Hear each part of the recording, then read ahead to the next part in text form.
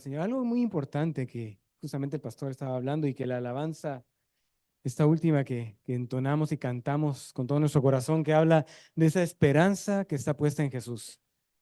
Quiero tomar justamente lo que el pastor hablaba, a decir qué equivocados estamos cuando nuestra esperanza está puesta en otra cosa o en una persona. Porque muchas veces nuestra esperanza está puesta en el presidente de la República, está puesta tal vez en otra persona que pueda ser importante para nosotros. Y por eso es que no avanzamos, por eso es de que no vemos la gloria del Señor, porque nuestra mirada o nuestra esperanza está puesta en otra persona. Hoy, hermanos, el Señor pues ha decidido en su corazón y poner en nuestros corazones el poder hablar hoy acerca de lo que nos cuenta, nos narra 1 Corintios capítulo 15. Amén. Vamos a estar en ese capítulo, vamos a estar tomando unos versículos, luego vamos a estar utilizando otros para ir viendo lo que la palabra de Dios nos dice. Amén. El tema de hoy es más allá de la muerte, ¿sí? La resurrección de Cristo como nuestra esperanza inquebrantable. Amén. Yo les pido que cerremos nuestros ojos, vamos a orar al Señor, vamos a entregar este momento. Padre amado, gracias te damos, Señor, por tu misericordia. Gracias, Señor, por tu amor y tu bendición. Gracias por tener ese corazón bondadoso para con nosotros y mostrarnos y enseñarnos tu palabra, Señor. Hoy ponemos, Señor, nuestra mente y nuestro corazón delante de ti, para que tú lo tomes, Señor, para que tú quites todo aquello que ha sido puesto que no te agrada a ti, tanto en nuestra mente como en nuestro corazón, y sea en su lugar puesto lo que tu palabra dice, lo que tu palabra nos enseña, y que podamos entender de que tenemos esperanza, esperanza en ti. Gracias, Señor, en el nombre de Jesús. Amén y amén. Gloria al Señor. Realmente es un gozo el poder estar acá. Es un gozo el poder predicar la palabra del Señor. Es un gozo el poder dar las buenas nuevas de salvación. Y es un llamado para todos nosotros. O sea, no solamente es para los ministros que el Señor ha levantado, porque la palabra dice que a cada uno de nosotros se nos ha dado ese ministerio. Amén. De poder ir y llevar las buenas nuevas. Yo quiero leer como primer versículo o como el base de esta predicación, 1 Corintios 15:20. Amén. 1 Corintios 15:20. Voy a leer 3 versiones para que podamos entender un poquito más lo que la palabra de Dios nos dice.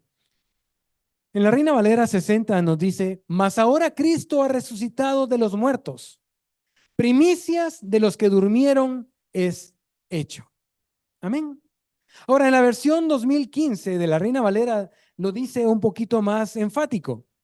Pero ahora, Cristo sí ha resucitado de entre los muertos, como primicias de los que durmieron. Amén. Y me gusta esta otra versión de la Dios habla hoy que dice: pero lo cierto es que Cristo ha resucitado. Él es primer fruto de la cosecha. Ha sido el primero en resucitar. Amén. Miren qué hermoso es esta aseveración, esta verdad. Pero lo cierto es que Cristo ha resucitado. Y esa es la esperanza que todos nosotros debemos de tener en Cristo Jesús, que Él resucitó. Si Jesús no hubiera resucitado, ninguno de nosotros estuviéramos acá. Porque la esperanza que hay en nosotros o la verdad que ha puesto Dios en su iglesia es por medio del poder de la resurrección de Jesús. Si Jesús no hubiera resucitado, más adelante vamos a ver, dice que vana sería nuestra fe y vana sería la predicación de su palabra, porque entonces no habría con qué sustentar el poder de Dios, porque solamente hubiera muerto Jesucristo, pero no hubiera resucitado. Pero al final, como vemos en este versículo, Jesús, Cristo, sí ha resucitado. Amén. La semana pasada vimos y escuchamos un tema muy precioso acerca de la posición de la iglesia luego de que seamos arrebatados. Y 2 semanas atrás también vimos y recibimos la palabra acerca de la resurrección de Jesús. Y esos dos temas pues están atados o amarrados justamente a este. Porque este tema está justamente en medio, ya que Jesús resucitó, gloria al Señor. Y también sabemos cuál es el futuro de la iglesia de acuerdo a las promesas que el Señor ha dado y que nos lo dice en 1 Tesalonicenses 4. Ahora vemos lo que Pablo habla a la iglesia de Corinto, pero quiero primero ponerlos en contexto qué estaba pasando en la ciudad de Corinto o principalmente con la iglesia de Corinto. Primero, la ciudad de Corinto era una ciudad sofisticada de Grecia en el primer siglo después de Cristo. Era famosa por su prosperidad económica. Había una diversidad cultural enorme, pero también tenían prácticas religiosas paganas. La religión pagana en ese tiempo era la grecorromana. Ya era la mezcla de toda la cultura y religión griega con todo lo que traía Roma. Recordemos que en ese tiempo, pues Roma ya estaba conquistando y civilizando muchos de los lugares de Europa y tomando el control y el gobierno. También vemos que en Corinto se caracterizaba por tener un panteón de dioses y diosas con minúsculas, ¿sí? Recordemos que no es Dios, no es nuestro Dios, ¿verdad? Con mayúscula. Y estos más o menos eran Zeus, Apolo, Afrodita y Asclepio. Esos eran de los dioses que manejaban o tenían en el panteón los griegos, ahí en Corinto. Su culto implicaba prácticas y rituales como sacrificios, festividades y una vida cultural activa. O sea, realmente la vida en Corinto era una vida de jolgorio, de fiesta, y la gente pensaba más en sus dioses, en sus sacrificios, y estaban alejados totalmente de Dios, como todo el mundo lo estaba antes de que conocieran a Cristo. Y si lo traemos a nuestra época, nosotros estamos justamente en este tiempo moderno, como lo estuvo la ciudad de Corinto. Claro, no hay sacrificios, pero sí la mente del hombre está totalmente apartada de Dios y la pone en otras cosas. Por eso cuando hablábamos al principio sobre en quién está puesta nuestra esperanza. Entonces, el mundo, la gente en ese tiempo estaba desviada totalmente, creyendo en toda la parte pagana y en la filosofía que se manejaba en ese tiempo en Grecia y principalmente en Corinto. La filosofía griega, especialmente el platonismo, influía en la visión del mundo y el cuerpo. Había una filosofía, ¿verdad?, en la parte griega. Recordemos que Platón más o menos había estado viviendo 400 años antes de la venida de Cristo, ¿sí? Más o menos en el 427 antes de Cristo al 360 y algo fue la vida de Platón.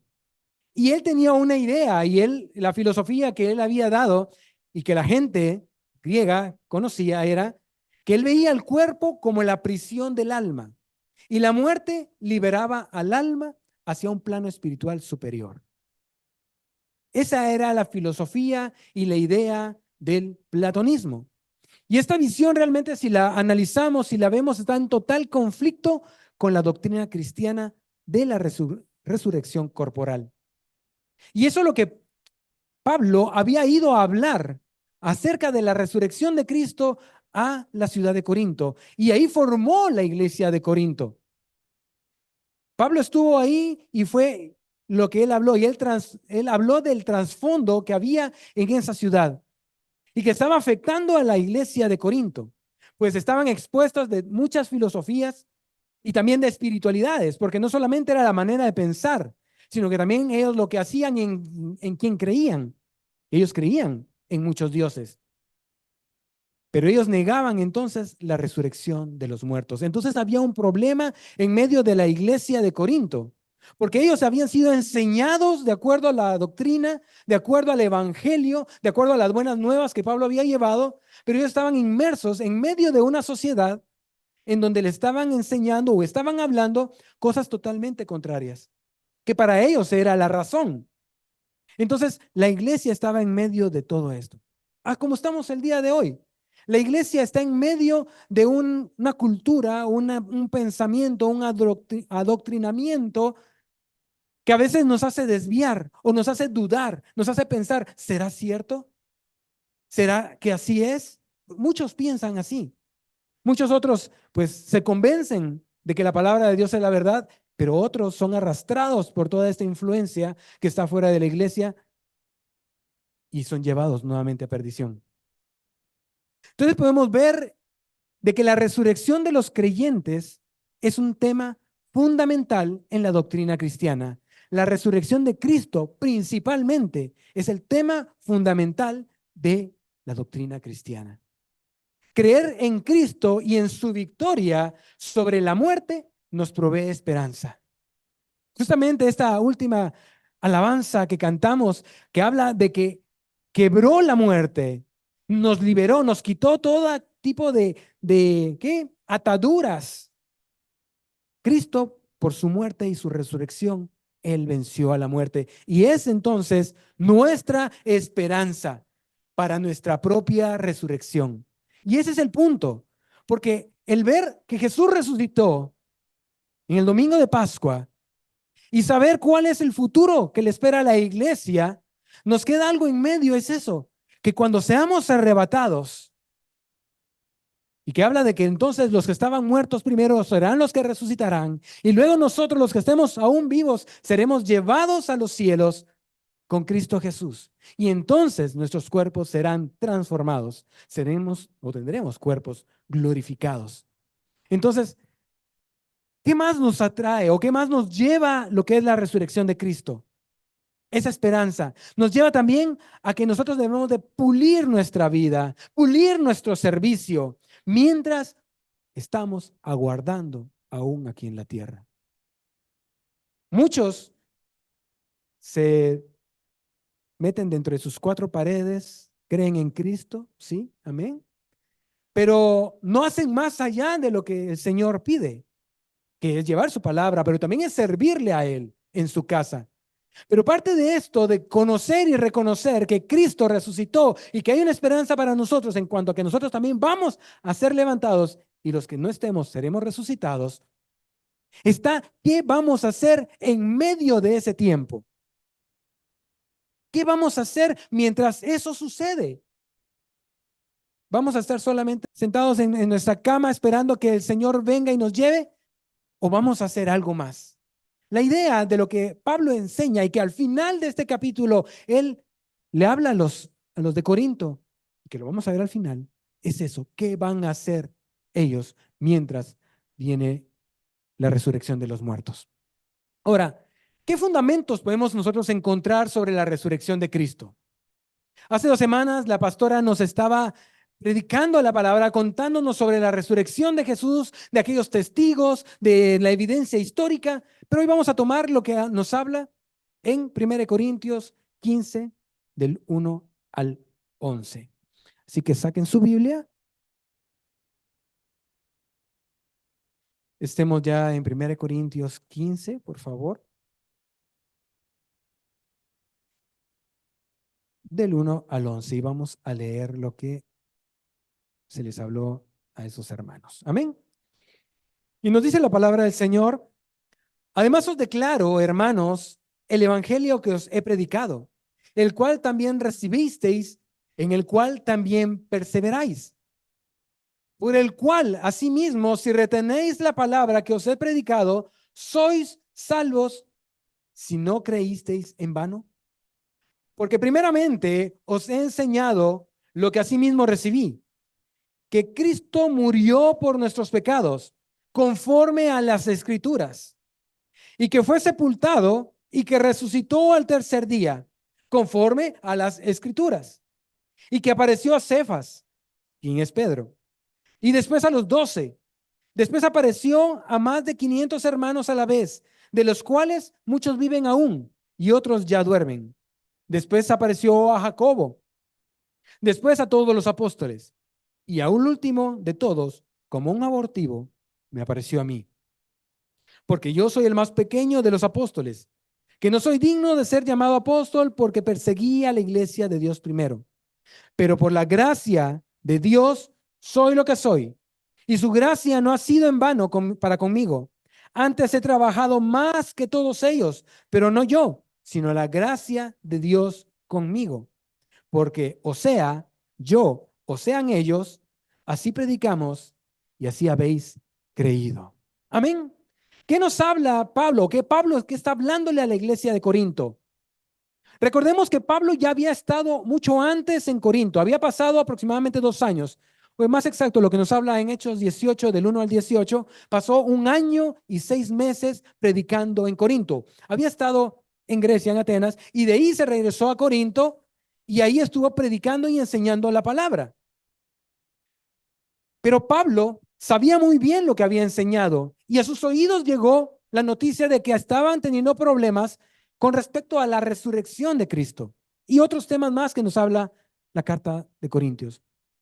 Pero en este caso, toda la filosofía que estaba alrededor de la iglesia los estaba aturdiendo, los estaba engañando, estaban con duda en su corazón de que sí había resucitado Jesús o no había resucitado Jesús. Más que todo por la filosofía platonista que habíamos visto anteriormente sobre la eternidad del alma, ¿verdad? Que el cuerpo era la cárcel del alma y la muerte era la que lo liberaba para llevarlos a un plano superior.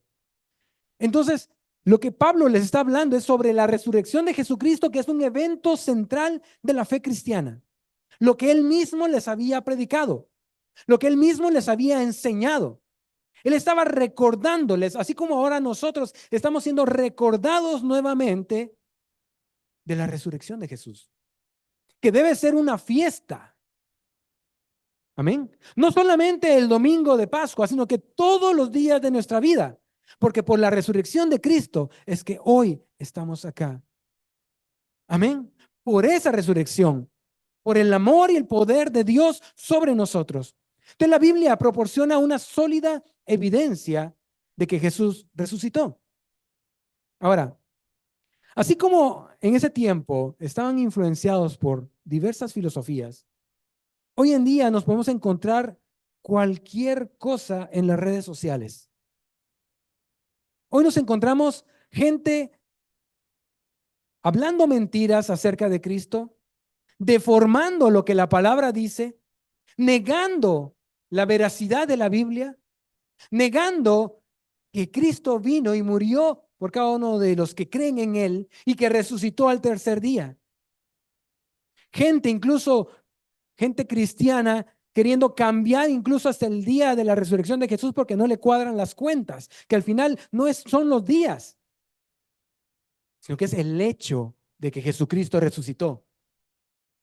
No importa el día. Claro, en cuestiones de estudio, en cuestiones teológicas, son importantes para comprender lo que Jesús dijo y la verdad que Jesús dijo cuando él habló que estaría como Jonás, el profeta Jonás, ¿sí? Que estuvo 3 días y 3 noches en el vientre del gran pez, que así iba a estar él también en la tierra. Y al tercer día resucitaría. ¿Por qué la iglesia celebra o tiene su celebración día domingo? Porque Jesucristo resucitó un día domingo. Pero dejemos el día por un lado. Es el hecho de que Jesucristo resucitó. Y hay evidencia histórica de que Jesús resucitó. Como leímos acá en estos versículos del capítulo 15, se le apareció acá a cuenta, aparte de que vemos en los evangelios que se le apareció a más personas, acá Pablo habla que se le apareció primero a Cefas, a Pedro, ¿sí? Recordemos que Pedro, de cierta manera, quedó como a cargo o líder, ¿sí? De la iglesia en ese momento. Cuando Jesús le dijo de que él iba a regresar, iba a ser también él restaurado y que iba él a levantar a los demás luego de la resurrección, cuando fue crucificado Jesús. Dice que también se le apareció a los 12. Recordemos que en este momento ya Judas Iscariote había suicidado, se había colgado. Entonces, cuando habla de que se presentó a los 12, no es que exactamente hayan 12 en ese momento, sino que se está hablando en sí de que se apareció a sus discípulos, a los importantes, al núcleo principal de los que le seguían, que fueron los que estuvieron, ¿qué? Codo a codo con Jesús y escucharon toda esa predicación. Luego dice que más de 500 hermanos a la vez. Algo que las ideas de este mundo, de este tiempo y que quieren eh, anular, según ellos, que es verdad de la resurrección de Jesús, hablan de que pudo haber habido algún tipo de alucinación de la gente que haya visto a Jesús. ¿Sí? Y sí, hay cosas que suceden de esa manera, pero algo importante de la evidencia es de que si fueron 500 personas al mismo tiempo, es imposible de que haya habido una alucinación colectiva. Y esos 500 dicen la misma palabra que algunos todavía están vivos. O sea, como que Pablo les está diciendo, si quieren ir, pregúntenles y vean que Jesucristo verdaderamente resucitó. Y hay mucho más evidencia histórica. Pues los romanos nunca pudieron entregar el cuerpo ni encontrar el cuerpo que dicen que habían robado en algún momento los discípulos. Pero vieron a Jesús, más de 500 hombres a la vez. También habla sobre Jacobo, ¿sí? Que es Santiago, el hermano de Jesús. Y aquí quiero hacer un paréntesis en cuanto a la parte de el hermano del Señor, como lo llaman también en Gálatas. Muchos han querido negar de que Jesús tuvo más hermanos y hermanas. Pero cuando leemos la Biblia, cuando leemos el Nuevo Testamento, y para que nosotros entendamos mejor, el Nuevo Testamento fue escrito principalmente en griego. Y la palabra griega que habla de hermanos es adelphos. Anepsios es primo. Y cuando algunos quieren venir y cambiar eso porque dicen que en el hebreo a los hermanos también eran considerados como los parientes o los primos, pero no, eso es el hebreo. Una cosa es el griego. Y una vez más en la Biblia aparece, o una sola vez más aparece la palabra anepsios. Es cuando está hablando la palabra sobre Bernabé, que es primo de Juan Marcos. Y ahí justamente se utiliza la palabra anepsios. Pero en todo lo demás del Nuevo Testamento, cuando se refiere a hermanos, habla de adelfos. Entonces, Santiago era el hermano carnal de Jesús. ¿Y por qué se le aparece a Santiago? Porque cuando leemos en Mateo, en Marcos 17 y también en Juan 7, perdón, Marcos 12 y en Juan 7, habla sobre lo que estaba sucediendo con Jesús y sus hermanos. Porque incluso sus hermanos, su familia, no creía en Jesús. Y Santiago era uno de ellos. Santiago no creía en Jesús, pero cuando Jesús resucitó, sus ojos fueron abiertos y entonces dijo, sí, Él es el Cristo. Y entonces, por eso es que a Santiago específicamente se le nombra que él fue visitado por Jesús cuando resucitó. Y más adelante vemos que la primera iglesia realmente cristiana fue en Jerusalén y fue dirigida por Santiago, el hermano de Jesús. Luego habla que se le apareció a todos los apóstoles, ya no solo a los 12, sino que a todos aquellos que seguían a Jesús. Y de último, Pablo dice, y a mí mismo. Él se trata como el abortivo, dice, pero en otras versiones habla que es aquel que no nació en su tiempo correcto, porque fue mucho después de la resurrección de Jesús. Y por eso es el llamado el último de los apóstoles, porque él sí fue reconocido por mismo Cristo cuando le dijo, cuando iba a la ciudad de Tarso, ¿se recuerdan? No, perdón, Damasco, a Damasco.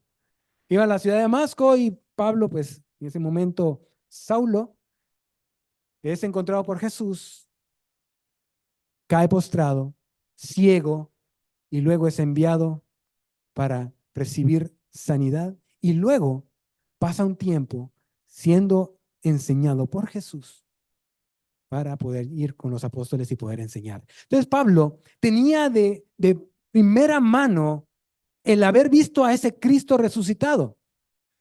Imagínense ustedes, si ustedes tuvieran el privilegio, o todos nosotros tuviéramos el privilegio de poder ver a ese Cristo resucitado, ese Cristo glorioso. ¿Con qué autoridad podríamos entonces hablar? Pero no es necesario. Recordemos que el mismo Jesús le dijo a Tomás, porque viste, creíste. Bienaventurados aquellos que sin ver creen. Nosotros, todos nosotros tenemos la bendición de que creemos sin haber visto. Este tiempo, la gente está esperando milagros, ver cosas para creer, pero al final les aseguro que aún así Jesucristo se parara en medio de todos, no creerían, porque sus ojos están cegados, porque no han entendido porque Cristo vino y para quienes vino. Amén. También tenemos implicaciones teológicas de negar la resurrección. Pablo tuvo que ir corrigiendo también a la iglesia de Corinto por todo lo que estaba sucediendo a su alrededor, por aquellos que estaban ya negando que Jesús había resucitado, porque estaban influenciados por lo que había de fuera. ¿Cuánto estamos nosotros influenciados por lo de fuera? Por eso es importante, hermanos, cada vez que tengo la oportunidad lo digo, hermanos, qué bendición que nuestra iglesia tenga un seminario bíblico, porque ahí aprendemos la verdad de la palabra, no lo antojadizo del hombre, sino que la verdad de la palabra, y podemos entender por qué es necesario creer en la resurrección. Habla de esta implicación teológica que está en 1 Corintios 15, del 12 al 19, y Pablo aborda las consecuencias de negar la resurrección de los muertos y argumenta lo siguiente: si Cristo no resucitó, entonces la predicación del evangelio es en vano. Es lo que les decía al principio. Hermanos, si Cristo no resucitó, entonces ¿por qué estamos aquí? ¿Por qué le adoramos? ¿Por qué le alabamos? ¿Por qué buscamos vivir en la santidad que Dios nos llama? Si Cristo no resucitó. Pero la gran noticia para todos nosotros es de que sí, Cristo resucitó. Y también dice que la fe de los creyentes sería inútil y todavía estarían en sus pecados. O sea, si Jesús no hubiera resucitado, estuviéramos muertos en nuestros delitos y pecados.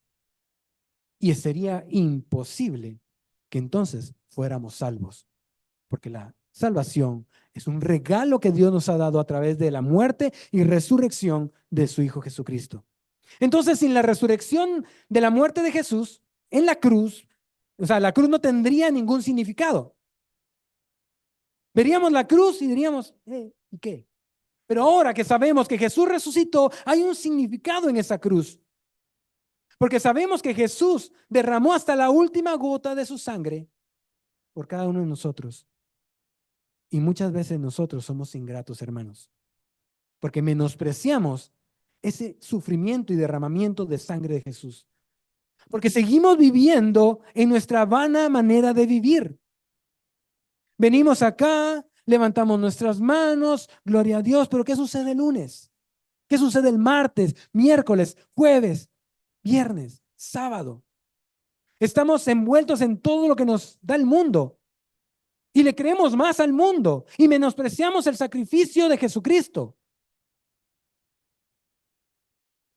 ¿Cómo se sentirían ustedes que un familiar muy amado de ustedes de repente decidiera sacrificarse por ustedes en una situación difícil y que él diga, no, tómenme a mí y déjenlos a ellos? Les aseguro que ustedes lo recordarían con mucho amor. Y si alguien habla en contra de lo que él hizo, ustedes se enojarían, se molestarían porque están menospreciando el sacrificio que él hizo. Pues es lo que hacemos con Jesucristo. Menospreciamos la muerte de él y su resurrección, porque no estamos viviendo en la santidad que Dios quiere que vivamos. Entonces la resurrección de Cristo, por lo tanto, es vital no solo para validar la verdad del cristianismo, sino también para asegurar la justificación de los creyentes ante Dios. Porque si la muerte y la resurrección de Cristo, entonces nos fuéramos justificados. No habría justificación. Entonces el juez, cuando nos llamen y seamos juzgados, no tendríamos entonces un abogado defensor, sino que solamente el fiscal vendría y daría todos los argumentos de todo lo malo que hicimos y condenados. Pero ahora sabemos muy bien de que no, tenemos un juez que nos defiende, que nos justifica, porque él mismo dice, aquí estoy yo pagué por él. Pero se nos olvida que Cristo hizo eso por nosotros y vivimos una vida apartada del Señor de lunes a viernes y queremos venir solo a ser limpiados el día domingo. No lo digo por ustedes, son otras personas las que viven de esa manera.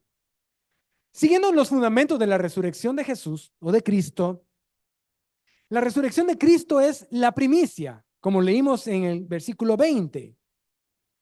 La resurrección de Jesús no es solamente un hecho histórico, ¿sí? No solamente lo leemos en la Biblia, en los evangelios y en algunas de las otras cartas, no solamente es histórico, es la garantía de la promesa de nuestra propia resurrección. Si Jesús no hubiera resucitado, entonces no habría resurrección de los muertos. Si Jesús no hubiera muerto y resucitado, nosotros no tendríamos ninguna garantía de estar delante del Padre, gozándonos de Él cuando nos toque estar en su presencia o cuando seamos llevados ya al toque de la trompeta. Entonces Pablo utiliza el concepto de las primicias para explicar cómo la resurrección de Jesús asegura la futura resurrección de todos nosotros. Ahora, ¿qué es la primicia? Hoy la pastora justamente lo hablaba en la oración de intercesión. Son los primeros frutos de una cosecha. Es una ofrenda que se da por la primera porción de la cosecha. Eso es en el contexto judío. Y esta era dedicada a Dios en señal de gratitud y reconocimiento de que toda la cosecha le pertenece a Dios. Jesús hizo eso. Jesús fue esa ofrenda como primicia, el resucitar, para entonces ser el primero y que por él después nosotros tengamos esa garantía de poder resucitar en el tiempo que él nos llame. Pero tal vez algunos dirán, ay hermano, pero eso todavía no sucede, eso todavía no pasa, entonces ¿para qué me preocupo? Pues le digo, hermano, preocúpese, porque no sabemos la hora ni el día, dice la palabra, en que el Señor vendrá. Dice que vendrá como ladrón por la noche, que no sabremos en qué momento y seremos llevados, aquellos que estemos con nuestras túnicas, con nuestros vestidos limpios y planchados, sin ninguna mancha. Y aquellos que no creyeron porque creían decir, ay, todavía no, en el momento que me toque yo me arrepiento. Aunque la misericordia de Dios es grande y su soberanía es grande, no podemos jugar con el decir después. Como muchos predicadores han dicho, este es el día de la salvación. Todos los días tenemos la oportunidad de ser salvos cuando reconocemos a Jesucristo como la primicia, como el primero que resucitó, para que después nosotros también seamos levantados. Amén. En 1 Corintios 15:23 habla, al ser primicias de los que han dormido, indica que Él es el primero de una larga cosecha de resurrecciones. Todos aquellos que han dormido, todos aquellos que han muerto físicamente y sus cuerpos estén donde estén, ellos, pero eran de Cristo, murieron en Cristo, ellos tienen la garantía de que van a resucitar luego de que Jesús nos llame. ¿Por qué? Porque Jesús resucitó. Esa es la llave que abrió la puerta para vencer a la muerte, para destruir a la muerte, para que entonces ya no tuviera poder sobre nosotros. Entonces vemos que es una conexión entre la resurrección de Jesús y la esperanza de la resurrección del creyente. Hay una conexión. Pero cuando pasamos nuestros días, a veces ni siquiera pensamos en esto, ¿verdad? No lo pensamos. No pensamos en el momento que nos toque resucitar si hemos dormido en el Señor o si seremos llevados. Simplemente vivimos nuestro día a día, incluso olvidándonos del Señor. Tal vez sí oramos a la mañana, tal vez oramos a la tarde, pero durante el resto del día no hacemos nada más que estar metidos en nuestras cosas. Y se nos olvida que Cristo es el que nos ha salvado. Por eso es que la palabra dice que oremos sin cesar. O sea, oremos en todo momento. O sea, sí, hermanos, hagamos nuestro trabajo, ¿sí? Cumplamos con nuestros patronos, sí, estudiemos porque tenemos que estudiar, o hagamos el oficio que tenemos que hacer, hagamos lo que tengamos que hacer, pero recordemos siempre que nuestra mente debe estar, que Cristo es nuestro Salvador y que por Él es que vivimos y para Él vivimos, para la gloria de nuestro Señor. Amén. Ahora, ya pasamos el punto de que hay evidencia, ¿sí? Ya pasamos el punto que también hay eh, algo que pueda suceder cuando nosotros negamos su resurrección. Ahora veamos qué sucede ya cuando resucitemos.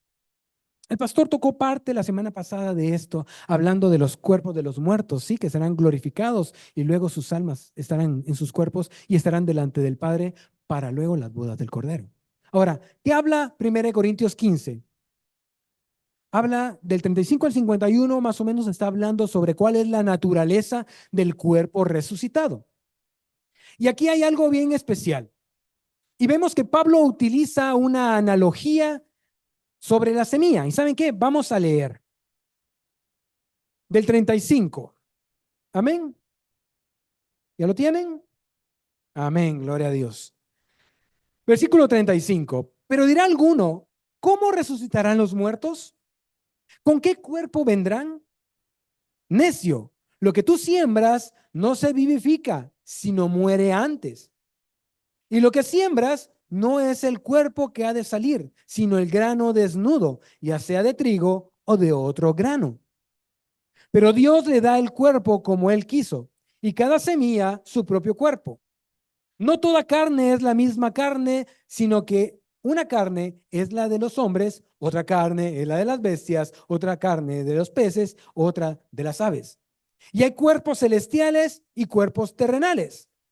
Pero una es la gloria de los celestiales y otra la de los terrenales. Una es la gloria del sol, otra gloria de la luna y otra la gloria de las estrellas. Pues una estrella es diferente de otra en gloria. Así también en la resurrección de los muertos, se siembra en corrupción, resucitará en incorrupción. Se siembra en deshonra, resucitará en gloria. Se siembra en debilidad, resucitará en poder.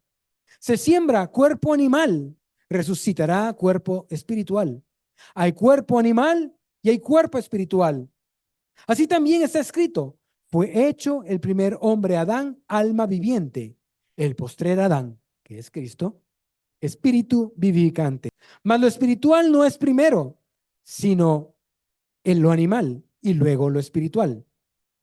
El primer hombre es de la tierra, terrenal. El segundo hombre, que es del Señor, es del cielo. ¿Cuál es el terrenal? Tales también los terrenales. ¿Y cuál es el celestial? Tales también los celestiales. Y así, como hemos traído la imagen del terrenal, traemos también la imagen del celestial. Pero esto digo, hermanos, que la carne y la sangre no pueden heredar el reino de Dios, ni la corrupción heredará, la incorrupción. Amén. ¿Qué significa todo esto? Significa que para que nosotros podamos ir con el Señor debemos de ser transformados. No podemos ir con este cuerpo que tenemos. Aunque lo metamos en gimnasio, aunque le metamos con dietas keto, con lo que sea, nada de eso va a servir para ir con el Señor, porque debemos de tener cuerpos glorificados, transformados, porque la corrupción no puede estar con la incorrupción y la deshonra con la gloria de Dios. Por eso es que Pablo utiliza esta analogía de la semilla. De acá muchos, casi todos tal vez en la infancia, en el colegio, en primaria, les dieron frijolitos, ¿verdad? Un vasito y algodoncito y tenían que dejar el frijolito, ¿verdad? Con agüita y esperar a que pasara algo. ¿Qué sucedió en ese proceso? ¿Qué pasó con la semilla de frijol? Se murió, se pudrió.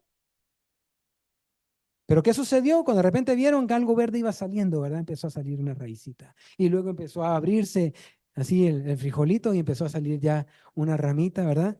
Y muchas veces, si ustedes se recuerdan bien, como que las dos cascaritas del frijol son casi como que las hojitas, ¿verdad? Que va creciendo y luego se caen. Esa es una analogía que Pablo utilizó para que entendieran todos y entendamos hoy nosotros, hermanos, este cuerpo no puede entrar al reino del Señor. El año pasado que falleció mi papá, alguien le dijo a mi mamá, yo estaba ahí presente, de que el cuerpo de mi papá iba a permanecer intacto todo este tiempo ahí en la sepultura hasta que el Señor viniera. Le digo a mi mamá cabalmente ayer, qué cosa más torcida realmente de lo que la palabra dice, porque es necesario que nos pudramos, es necesario que muramos, es necesario que lo corrupto se quede ahí para que cuando Cristo nos llame y seamos resucitados, el cuerpo se levante glorificado, incorrupto, en gloria, porque Dios no puede compartir nada de lo terrenal que es corrupto. Dios no es corrupto. Así como hemos dicho que ¿Qué amistad hay entre la luz y las tinieblas? Es lo mismo esto. ¿Qué puede haber? ¿Qué relación hay con la corrupción y la incorrupción? Dios quiere, con todo lo que leímos de lo terrenal, lo celestial, que cuerpo de hombres, cuerpo de bestias, cuerpo de... O sea, hace una diferenciación de los cuerpos y que hay una diferencia entre el cuerpo terrenal y el cuerpo celestial, que nosotros debemos ser transformados. Ahora, primero, estamos siendo transformados acá en vida. Amén. El Señor está transformando nuestras vidas, el Señor nos está llevando a nuevas glorias, gloria al Señor. Pero esto se quedará. Este tacuche, guapo, feo, lo que sea, se va a quedar. ¿Sí? Hagamos lo que tengamos que hacer, hermanos. O sea, no les estoy diciendo que no vayan al gimnasio, que no se cuiden, que no se alimenten correctamente. Está bien, hagámoslo, porque al final también dice la palabra de que debemos de cuidar el templo del Espíritu Santo. Pero hagamos lo que hagamos, no va a servir porque este cuerpo se va a quedar. O sea, aquellos que se han hecho liposucción o se han hecho cualquier otra cosa, que ya cuando miran la foto de su cédula con la que está ahorita es totalmente otra persona, de todos modos esa persona no se va a ir así al cielo, pues el cuerpo glorificado va a ser otro. Entonces, hermanos, debemos de estar nosotros alegres y con esperanza de que todo esto va a suceder. Y todos nosotros que estemos aún vivos, y si no, pues seremos llevados primero, resucitados primero, seremos glorificados, porque los que están muertos, dice que resucitarán primero, serán glorificados. Los que estemos vivos, de igual manera, seremos elevados y también seremos glorificados. O sea que todos nuestros cuerpos serán transformados de tinieblas a luz. Amén. Esta transformación implica pasar de la imagen terrenal a una imagen celestial. O sea, y aquellos que les hayan contado que nos van a salir alitas, hermanos, no es cierto. Si están sintiendo que están saliendo algo aquí en la espalda, mejor vayan al médico porque puede ser algo malo, ¿verdad? No es que le estén saliendo alitas. Aparte son los seres celestiales, que son los ángeles, que están para la alabanza del Señor, y aparte somos nosotros, la creación de Dios a su imagen y semejanza. Así que, hermanos, ¿cómo seremos? Solo el Señor sabe. ¿Sí? Lo que sí es que la palabra dice que seremos como la luz del sol, resplandeceremos como el sol, pero es por la gloria del Señor que estará en nosotros.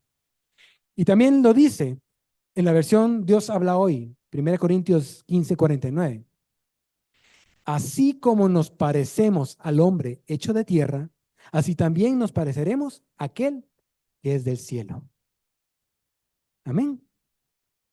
Así seremos como el que está en el cielo, como el Hijo de Dios que está a la diestra del Padre. Amén. Gloria al Señor. Yo cuando estuve estudiando todo esto, yo decía, Dios mío, realmente uno sí deja por un lado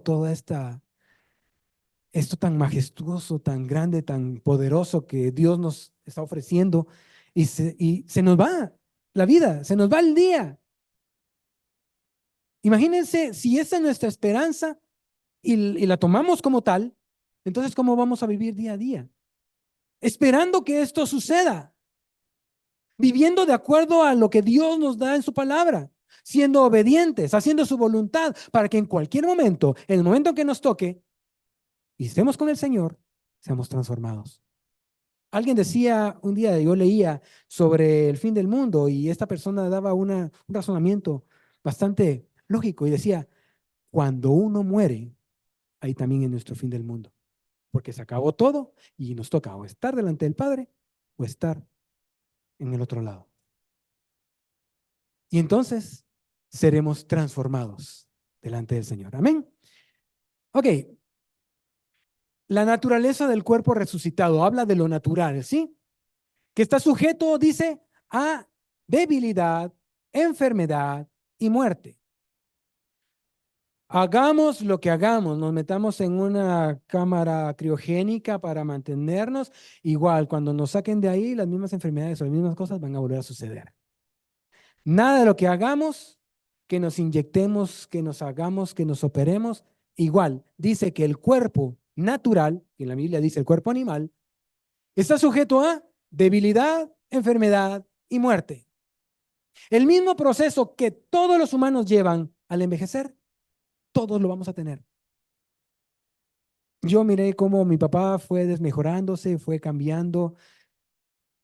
De un momento a otro ya no hacía lo que antes hacía. Después ya no quería caminar, no quería bañarse, no quería levantarse, no quería comer. Y yo le decía a mi mamá, es natural. Eso es todo el proceso que todos tendremos. Y justamente lo que habla acá, porque el estado actual está sujeto a debilidad, enfermedad y muerte.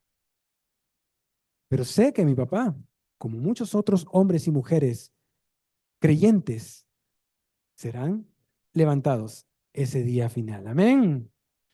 Amén. Entonces, mientras que el cuerpo espiritual, como vimos, el cuerpo natural está sujeto a estas cosas, ¿sí? Por eso es que nos enfermamos, por eso es que a veces nos levantamos y no nos queremos levantar, ¿sí? Pedimos otras 2 horas de cama y ya tenemos que levantarnos para ir a trabajar o estudiar, lo que sea. El cuerpo espiritual es diferente.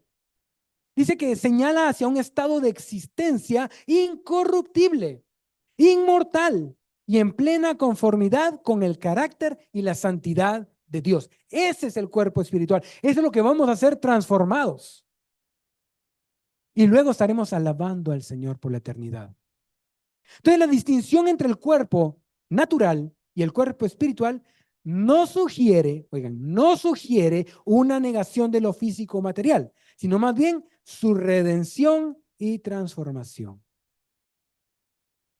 Y hermano, ¿y qué sucede con aquellos que murieron y se incineraron o quedaron en el fondo de los océanos o los desaparecieron totalmente? Pues con el poder del Señor Él los va a levantar, estén donde estén, como estén, serán levantados y transformados para la gloria del Señor. Amén. Eso es lo que nos habla y es lo que nosotros tenemos que entender, cuál es la naturaleza del cuerpo resucitado. ¿Qué fue lo que pasó con Jesús cuando Él resucitó? Jesús no salió de la tumba lastimado, todavía con las únicas marcas que Él mantuvo para que lo reconocieran fueron las marcas de sus manos, de sus pies y su costado. Únicamente para que lo reconocieran, pero ahí su cuerpo, incluso cuando Él aparece y pues esta mujer María Magdalena lo quiere tocar y dice, no, no me toques aún, que no he oído al Padre. Su cuerpo no había sido aún glorificado para luego entonces presentarse a todos los que hemos leído. Entonces, eso es lo que sucede. Nuestro cuerpo va a ser transformado, va a ser llevado a otro nivel, si lo queremos ver de esta manera, un nivel de redención por parte de Dios. Amén. Ahora, ¿cuándo va a suceder? ¿Cuándo va a suceder? Que no le digan, que no le cuenten, porque a lo mejor le mienten. Muchos en redes sociales, en púlpitos, han osado decir y empiezan a tomar numerología y tomando citas bíblicas y montón diciendo, tal fecha viene el Señor. Y muchos de ellos, sin todos, han fracasado porque nadie sabe cuándo vendrá el Señor. Pero sí dice el Señor algo. 1 Corintios 15:52. En un momento, en un abrir y cerrar de ojos, al final de la trompeta, porque se tocará la trompeta, y los muertos serán resucitados incorruptibles, y nosotros seremos transformados. Entonces, ¿en qué momento? En un abrir y cerrar de ojos. ¿Cuándo? Solo el Señor sabe. ¿Qué es lo que nos habla este versículo? Enfatiza la súbita y dramática naturaleza de la resurrección y transformación de todos los creyentes. ¿Cuánto tiempo va a ser? Como dicen, un abrir y cerrar de ojos. Ahorita todos han parpadeado y ni siquiera se han dado cuenta. Así. Todos aquí ya parpadearon. Bueno, ahorita lo están haciendo a propósito para ver cuánto se tarda, ¿verdad? Pero no. Todos aquí hemos parpadeado. ¿Cuánto se tarda? Nada. Así será el momento en el que el Señor en las nubes llamará a su iglesia y los muertos resucitarán primero. Y todos nosotros que estemos vivos seremos llevados con el Señor, transformados. Amén. Dice a la final trompeta. Esto lo que alude son todas esas enseñanzas escatológicas, ¿verdad? Del fin del mundo, los últimos tiempos, ¿qué va a suceder? Que lo que a nosotros como cristianos nos llama es que va a haber un anuncio para esos eventos. Pero para esto y todo lo que el Señor haga, ¿para qué el Señor va a avisarnos? Imaginemos esto. Si realmente el Señor hubiera dicho, miren, yo vengo tal fecha, tal día, a tal hora, tal año. Todos vivimos una vida de perversión antes y en el último momento, Señor, perdona. No, si lo que el Señor quiere es que vivamos una vida en santidad, no solo el día que Él venga. Por eso que pone el ejemplo Jesús, que si el hombre o el padre de la casa sabe cuándo va a llegar el ladrón, entonces Él pone la trampa. Pero como el ladrón llega sin que nadie sepa, de esa manera va a venir el Hijo del Hombre. De esa manera va a venir Jesucristo por su iglesia. Y también en la segunda venida. Aunque van a haber señales y nosotros sabemos de las señales, no sabemos el día ni la hora. La transformación será instantánea, definitiva y universal para todos los creyentes. ¿Sí? No porque nosotros seamos tercermundistas va a venir en un delay, ¿verdad? A los 5 minutos porque se fueron primeros de primer mundo. No, dice que es universal. Todos. En un abrir y cerrar de ojos. Hay películas. Yo no sé si ustedes han visto, hay unas películas ahí, incluso toman de un avión y que va el piloto, ¿verdad? Y que de repente es el arrebatamiento y solo quedan las ropas, ¿verdad? Así, ellos tratan de ejemplificar o poner en gráfico, ¿verdad? ¿Qué va a suceder? Pero es mucho más glorioso de eso. Pero imagínense el caos que va a reinar en el mundo cuando toda la iglesia sea llevada. Cuando toda la iglesia sea llevada. Ahí es donde empezará realmente el caos. Y todos aquellos que se burlaron y todos aquellos que no creyeron, aquellos que creyeron más en lo que estaba diciendo el TikToker, ¿verdad? O el YouTuber o lo que sea, van a decir, híjolas, si era cierto. ¿Y ahora qué? Más que pasar el tiempo final. Ahora, esto también nos lo dice 1 Tesalonicenses 4, del 13 al 17. ¿Qué nos dice la palabra acá? Confirmando justamente lo que habla en Corintios. Habla sobre la venida del Señor, ¿sí? Y dice en el versículo 13, tampoco queremos, hermanos, que ignoréis acerca de los que duermen, para que no os entristezcáis como los otros que no tienen esperanza. Porque si creemos que Jesús murió y resucitó, así también traerá Dios con Jesús a los que durmieron en él. Por lo cual os decimos esto en palabra del Señor, que nosotros que vivimos, que habremos quedado hasta la venida del Señor, no precederemos a los que murieron. Porque el Señor mismo, con voz de mando, con voz de arcángel y con trompeta de Dios, descenderá del cielo y los muertos en Cristo resucitarán primero. Luego nosotros, los que vivimos, los que hayamos quedado, seremos arrebatados juntamente con ellos en las nubes para recibir al Señor en el aire y así estaremos siempre con el Señor. Por tanto, alentaos los unos a los otros con estas palabras. Amén. ¿Se dan cuenta cómo la palabra de Dios se complementa? Porque Pablo a los Corintios no le está hablando exactamente lo mismo que le habló a los de Tesalónica, pero se complementan. Y Pablo creía firmemente que iba a suceder porque él tenía esa esperanza, porque él vio al mismo Cristo de gloria. Y nosotros, hermanos, creamos, tengamos fe que eso es lo que va a suceder.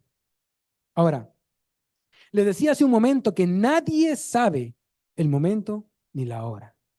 Les voy a dar unas citas, vamos a leerlas más que todo para que cuando alguien venga y les diga tal día, tal fecha, tal hora, muestren las citas y díganle, esto dice la palabra, lo que dices es mentira. Porque debemos nosotros de hacer apologética, ¿verdad? Defender la palabra del Señor con la palabra del Señor. Vamos todos a Mateo 24:36. Mateo 24:36.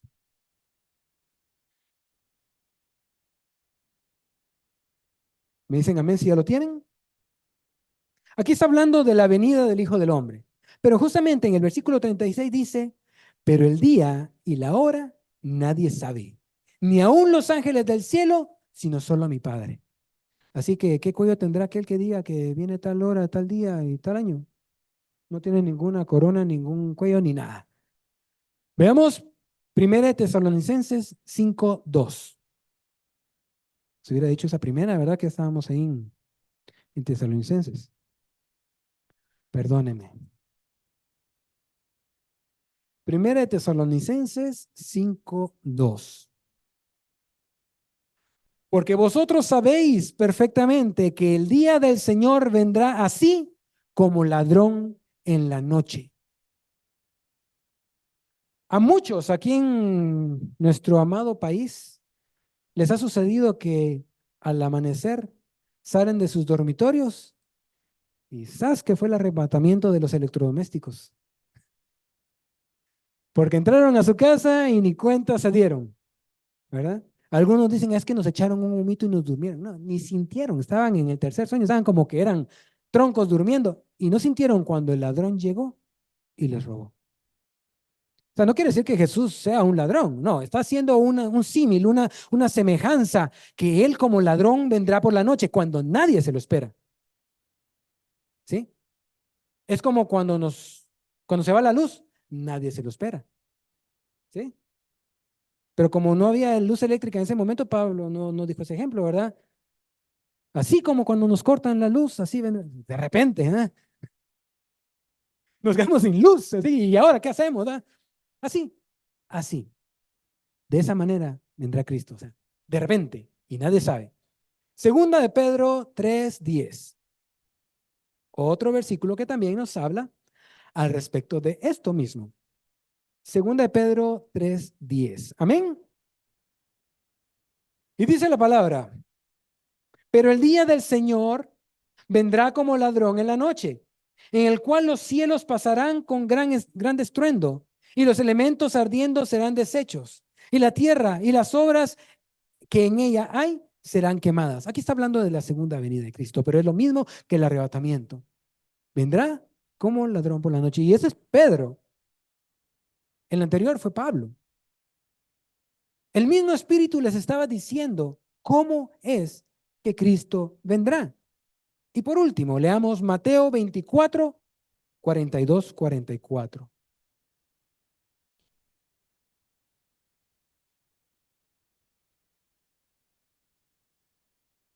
Mateo 24, 42 al 44. Oigan esto, este nos habla más de qué es lo que debemos de hacer. Velad pues, porque no sabéis a qué hora ha de venir vuestro Señor. Pero sabed esto, que si el padre de familia supiese a qué hora el ladrón habría de venir, velaría y no dejaría minar su casa. Por tanto, también vosotros estad preparados, porque el Hijo del Hombre vendrá a la hora que no pensáis. Pero ¿qué nos habla aquí entonces Jesús? Jesús está hablando de su venida, pero él está diciendo que seamos como los que velan, ¿sí? Aquellos que están preparados. Es como el ejemplo de la llanta de repuesto. La llanta de repuesto va a estar ahí en nuestro baúl, ¿sí? O donde la tengan puesta, si es que la tienen, ¿verdad? Y si no tienen, pues compren una porque es importante. Pero la llanta de repuesto siempre debe estar bien calibrada, porque no sabemos el momento que la vamos a utilizar. Y esa llanta debe estar igual de buena que la que estamos quitando para que funcione. ¿Sí? Eso es estar preparados. Eso es estar nosotros velando. El problema es que nosotros se nos va el tiempo en lo que pasa en el mundo o las cosas del mundo. Recordemos que aquí en mundo estamos hablando de esa estructura mental que se opone a Dios. No estoy hablando del mundo terrenal donde vivimos, no.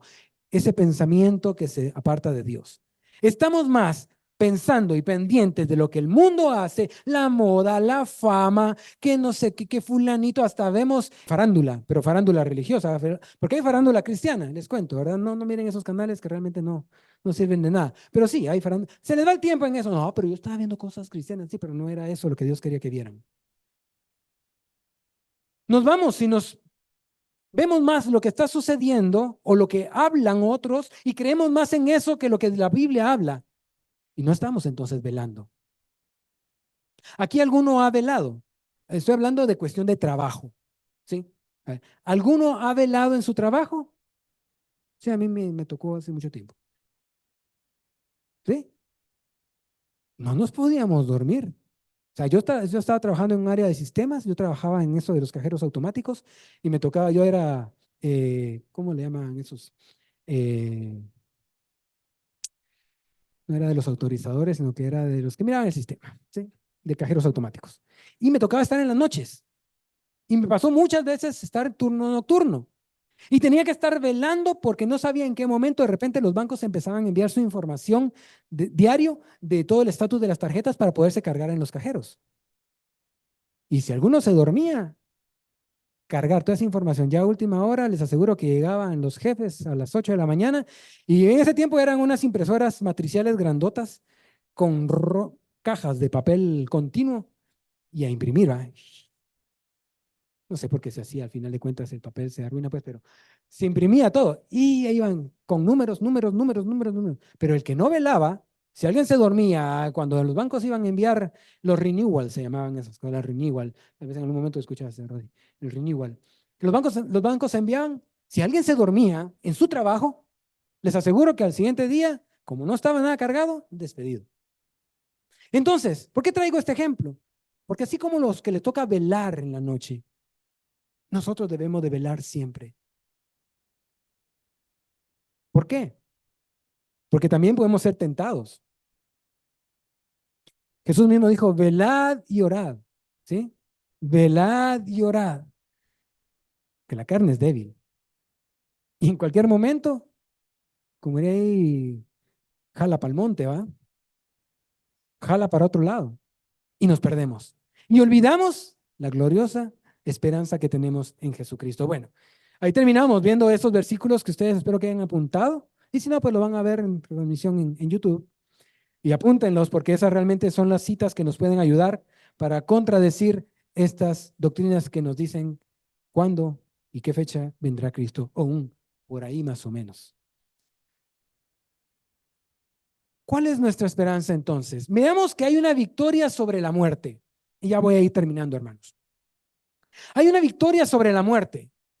Jesús habla de que Él venció a la muerte, Él quebró a la muerte. Cuando Jesús resucitó, le dijo a la muerte, no tienes poder. Y ese mismo final para nosotros, por eso que el tema se llama más allá de la muerte, porque cuando nosotros seamos llevados y resucitados, será entonces vencida totalmente la muerte, porque entonces la muerte no tendrá ningún poder, incluso no lo tiene ya por la esperanza que tenemos en Cristo Jesús. Cristo Jesús resucitó, venció a la muerte. Dice en 1 Corintios 15:54, tragada ha sido la muerte en victoria. En otros dice que ha sido, ¿qué? Tomada o quebrantada, vencida. La muerte fue vencida. ¿Por quién? Por Cristo Jesús. Esta afirmación es una proclamación audaz del poder de Dios en Cristo para vencer a la muerte, que es el último enemigo de la humanidad, la muerte. Y con ella, el pecado. En 1 Corintios 15:55 al 57 dice, ¿dónde está, oh muerte, tu aguijón? ¿Dónde, oh sepulcro, tu victoria? Ya que el aguijón de la muerte es el pecado y el poder del pecado la ley. Mas gracias sean dadas a Dios que nos ha dado la victoria por medio de nuestro Señor Jesucristo. Amén. Gloria al Señor. Hermanos, al final, ¿qué es todo esto? ¿Qué nos lleva a que vivamos una vida inquebrantable y abundante en la obra del Señor? Porque mientras estamos esperando ser llevados, ser transformados y glorificados, ¿qué vamos a hacer acá en la tierra? Por eso es que no sabemos el día ni la hora porque todo el tiempo, toda nuestra vida debemos de entregarla al Señor. Debemos de vivir consagrados al Señor. Cada quien en lo que le toca hacer. Si trabajas, si eres empleador, si estudias, si eres ama de casa, en lo que sea, pero que hagamos lo que el Señor nos está pidiendo que hagamos. Que hagamos abundantemente en la obra del Señor también. Que eso lo habla en 1 Corintios 15:58, el último versículo. Pablo concluye su extensa discusión sobre la resurrección con un llamado a la perseverancia y al servicio activo, diciendo de esta manera: así que, hermanos míos, amados, estad firmes y constantes, creciendo en la obra del Señor siempre, sabiendo que nuestro trabajo en el Señor no es en vano.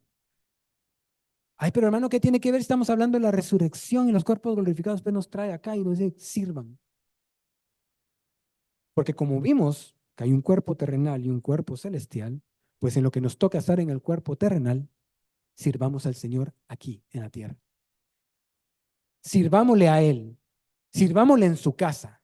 Entonces establece el vínculo directo entre la esperanza de la resurrección y la motivación de vivir una vida de significado y dedicación. Cuando habla en este versículo de estar firmes y constantes, yo me puse a ver un poquito cómo poder entenderlo de estar firmes. Yo sé que todos acá han visto a estos guardias reales de Inglaterra, los guardias de Gales que le llaman, que están firmes. Han visto videos que pasa la gente, les hacen así, les hacen así, les hacen mueca, lo que sea, y no se mueven. Están firmes. Así es como debemos de estar. Que nada de lo que esté pasando alrededor, que el mundo suceda, que lo que pase, nos quite la atención en Cristo. Estar firmes en Él. Que nada nos mueva. Que nada nos mueva. Y ser constantes. Me recordaba yo cuando era más joven, atlético, aunque no lo crean, dentro de este tacuche había algo atlético. Yo subí al volcán, a varios volcanes mucho tiempo, pero la primera vez aprendí que era ser constante. Cuando uno va subiendo el volcán, principalmente el volcán de agua, si uno decide parar por un momento porque ya se cansó y se sienta, ahí se quedó. Ya no termina de subir porque perdió la constancia. Y así es nuestro caminar cristiano. Aunque nos sintamos cansados, agotados, lo que sea que esté pasando, porque no me alcanza o lo que pueda estar sucediendo, no paremos. Seamos constantes, porque el que se para, se sienta, ya no se levanta. Eso es ser constante. Y eso es lo que llama el Señor a través de Pablo, que nosotros seamos firmes y constantes mientras el Señor viene. Amén. Hermanos, la esperanza que tenemos es que incluso entre nosotros mismos, si alguno llegara a fallecer, esa es la esperanza que podrá estar con el Padre, si ha vivido una vida digna, una vida en santidad como Dios nos demanda. Así que aunque sea dolorosa la pérdida, tenemos que ver que lo que Dios nos ofrece es una perspectiva que nos transforma, que transforma la tristeza en esperanza.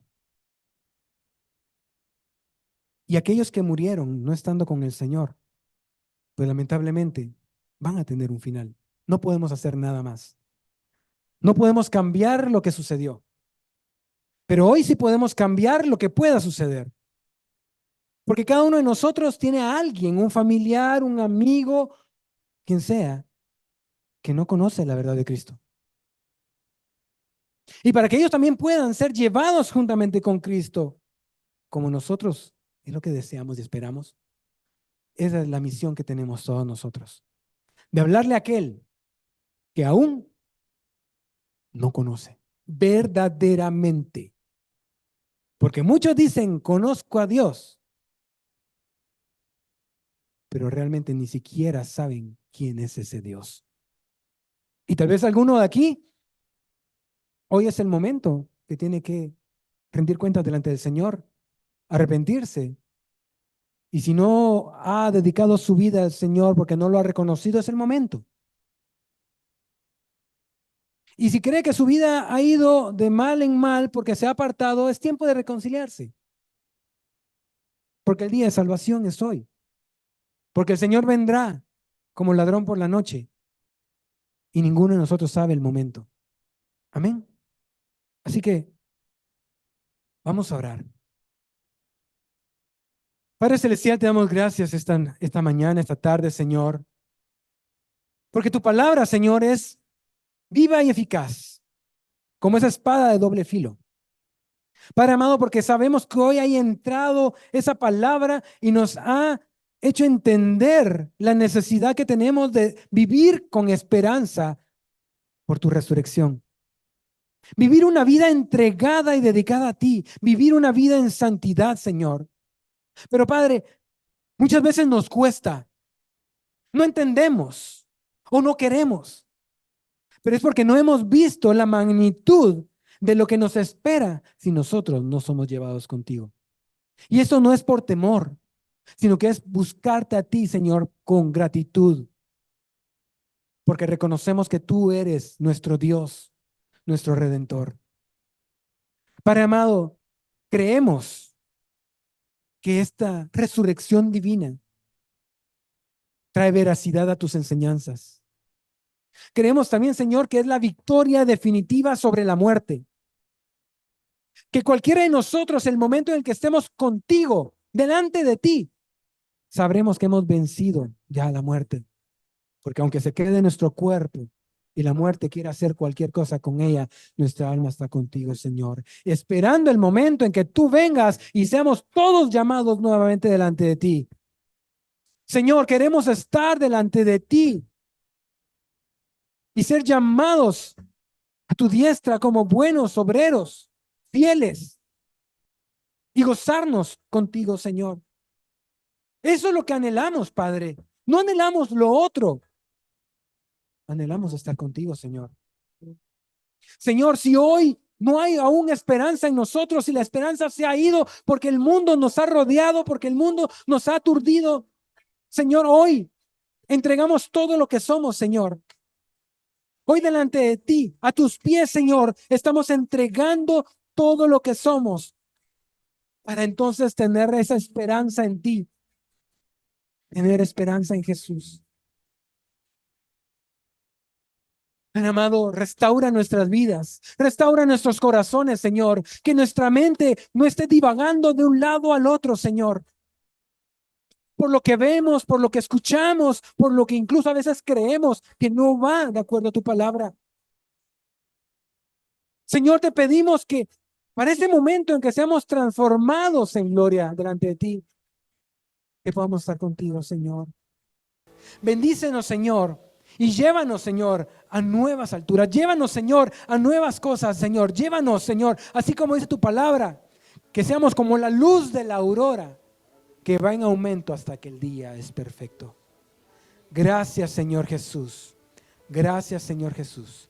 Amén, amén y amén.